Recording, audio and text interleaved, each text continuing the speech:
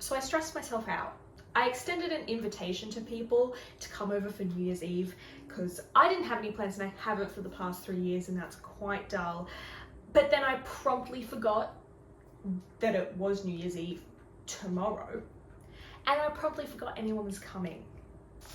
I got this cookbook for Christmas and I've been thinking maybe I should bake my way through this entire cookbook. So that's what we're going to try to do, but I'm not doing it in order because it has to be gluten-free. So there were a couple of options I could do. The first of which that I wanted to do, which I will do another day, was Black Forest cake rookies. Now I don't know what a rookie is, but it looked nice. But when I put all of the ingredients, it would have cost me about $37 to buy all the ingredients. And it made 6 biscuits. And I thought, that's frankly ridiculous. I then decided to do something that is arguably more ambitious, and that is macarons. I have tried to make macarons at least 3 times before, and each time has been an abysmal failure. I'm not entirely sure why, they turn out all bubbly all over instead of smooth and then bubbles on the side. So I think, and this is my theory, and it has been backed up. My mum had a baker friend and she asked her about it. I think it's the humidity, because the humidity is so high. So I have the air conditioner on and it is going to stay on this entire time, and fingers crossed that helps. It wants 100 grams of egg whites. I mean, it makes sense because when people just say 3 egg whites, how many eggs is that? Well, no, I know how many eggs is that. These aren't quite room temperature yet, but I think I'll just leave them after I've separated them.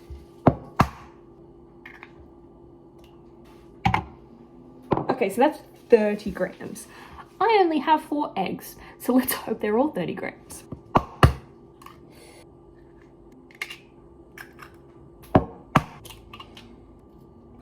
I also never fully know what to do with all the leftover egg yolks. Aha!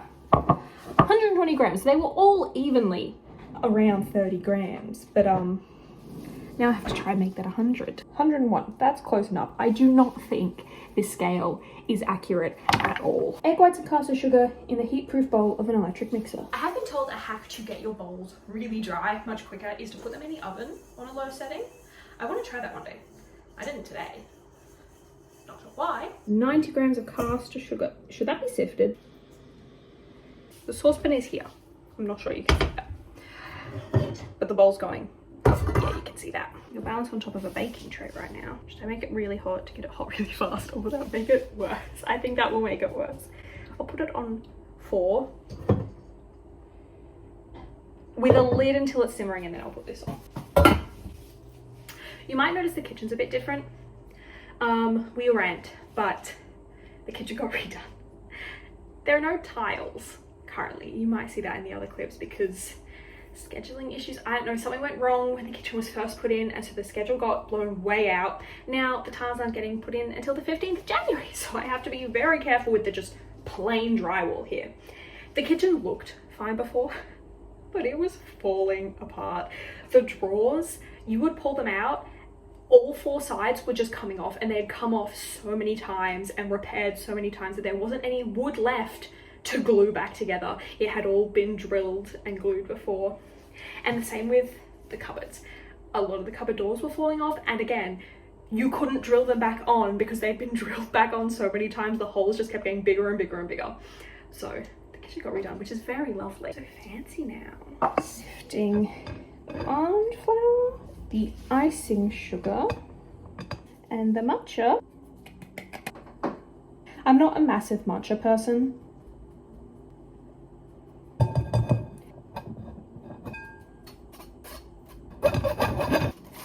The recipe asked for almond meal, and I had almond flour but no almond meal, so I googled it. Apparently they're relatively interchangeable, but you've got to be careful in case it's coarser than the other one. So I figure almond flour will be finer than almond meal, so we should be okay. That's all sifted together. I think I will whisk it to mix it though. This is my beautiful stand mixer. My mom bought her about 10 years ago from Aldi, but she gave it to me when I moved out because I bake. She's not a baker, so she gave it to me, and she is indispensable. I think while we're waiting for the water to begin simmering, let's chat about which biscuit we want to make next, because I I want to do all of these. I've never cooked an entire cookbook before, but I'm picky about my cookbooks. Most cookbooks, you look at them and they're kind of subpar. This was a gift from my brother-in-law, so my husband's brother, for Christmas. And it is such an incredible cookbook. There's not a single recipe in here. Okay, there are recipes in here that I wouldn't like, but that's purely because I don't like the actual thing or the flavor, not because I don't like the recipe. Like, I don't like shortbread, ones with nuts in it. I'm not a nut person. It's by Amelia Jackson, who I hadn't heard of, but she was on MasterChef Australia, and I think this is her second cookbook. I will put up on screen all 4 of the indexes so you can see what biscuit options there are, and if there's one you want to watch me bake, you can just comment that. Okay, it's simmering away now quite a lot. I'm actually a bit worried it might start to boil, so let's turn it down.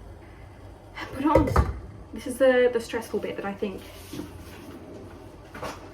I'm gonna use my mini spatula.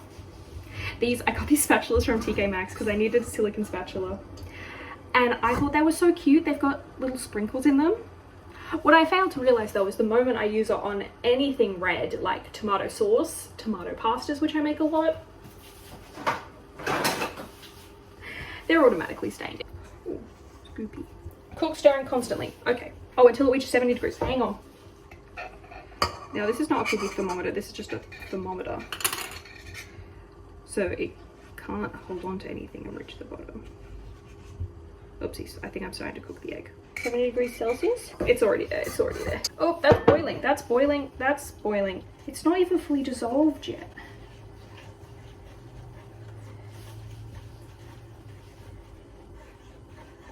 You shouldn't be able to feel any sugar crystals. Well, I can still see sugar crystals, so okay. That's calmed down a lot. Let's try this again. I might have fucked this up. I might have fucked this up. I feel like maybe I should have done this before it started to simmer.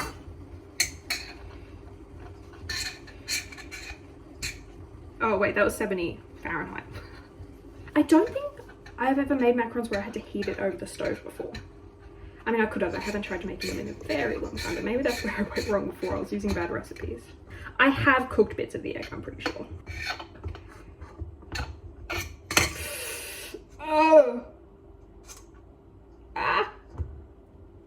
Oh dear, oh dear, oh dear, oh dear, oh dear. Well, that's sticky now. I hope it's waterproof or egg-proof. I turned down the water too much and now it stopped simmering. I don't want to keep stirring. It smells eggy. Seems to be sitting on 50 degrees Celsius. It's doing its thing.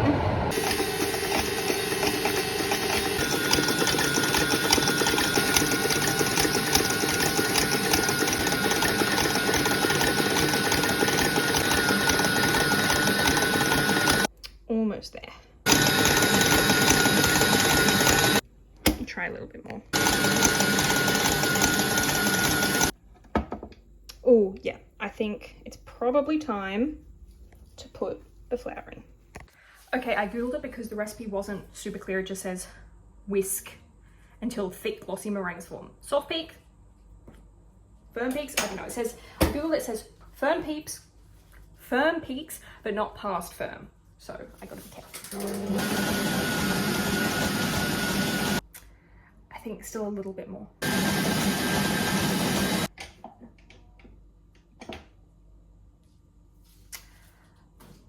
Like 30 seconds more. We have stiff peaks. Add the sifter to the dry ingredients and begin folding with a spatula.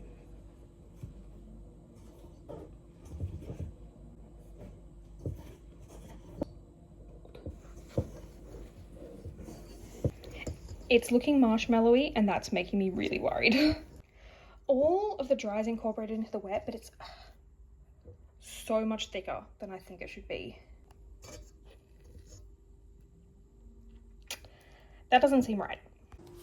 Okay, I've googled it and it says if your batter's too thick, you need to keep getting bubbles out of it, which I think mine's too thick. So we're gonna try that. It seems antithetical to a meringue, but let's give it a go. Maybe I did whisk it too long. It is getting thinner the more I do this. I wish I could show you.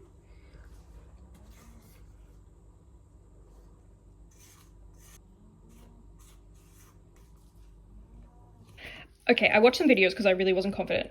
I think I just need to keep mixing. It's getting much more floppy. Okay, it's lumpy, but I think we're getting there. My arm is getting sore. It is slowly getting better though.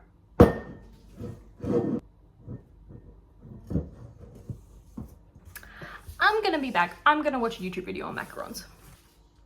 So I watched a video and it made me think like I'm probably on the right track.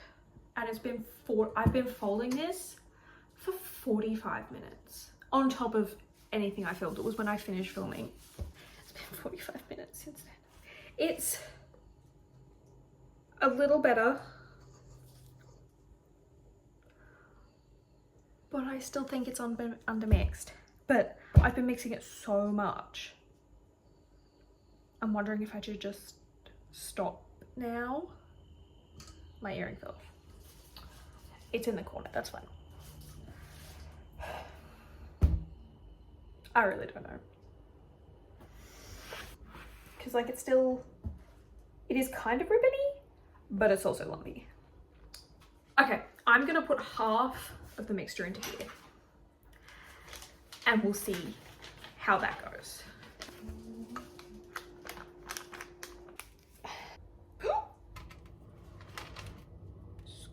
I think that's undermixed. Let's do another one. One-handed. Oopsies.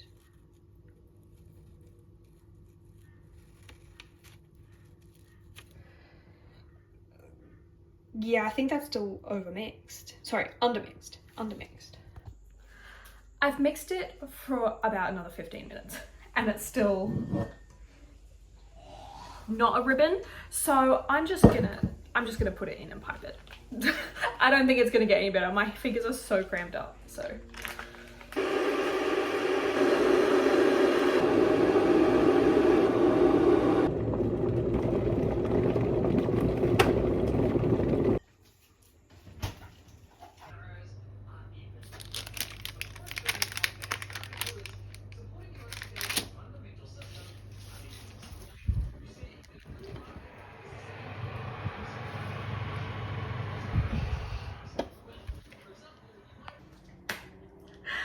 So, I don't entirely know what went wrong with the macarons, but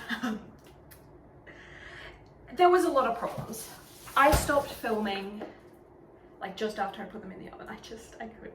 I have some B-roll of them in the oven. But look, on the plus side, they're the best macarons I've ever made. On the downside, half of them are half raw. The other half, which were successful, have flattened a bit, but they looked like mushroom clouds. I don't know entirely what went wrong. I mean, I think they'll taste fine, which ultimately, we'll see. I made the mango ganache off camera. I just wanted to get it done. I was so tired. I know I have a lot to do today. I thought, fuck it. I mean, my husband stayed up like hours after me putting these on for longer and longer because they just were not cooking. They were supposed to cook between 15 to 18 minutes. The first batch, they were on for at least half an hour, both of them. I'm like, what?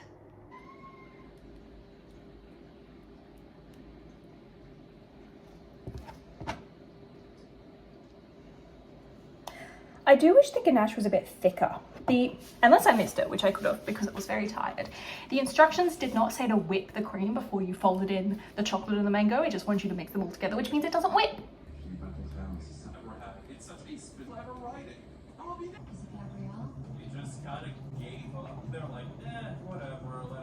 Okay, I filled them all. There's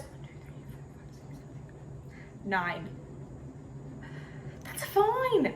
There's still so much icing left, ganache left, so I'm not entirely sure what to do with this. It does taste pretty good though. you know what? I'm gonna try it. There's currently only 2 people coming over, and Travis won't get home till late, so that's 4 people. We can have 2 each, and I can have 1 now. I'm gonna take this one because I think it's one of the uncooked ones. See, the ganache is not setting. Yeah, that's raw.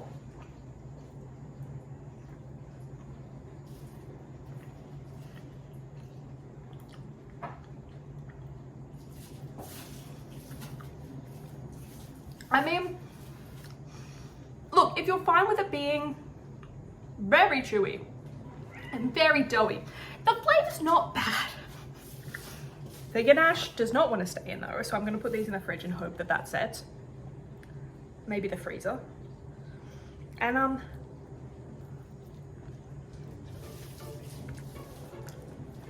it doesn't taste like I should be eating it.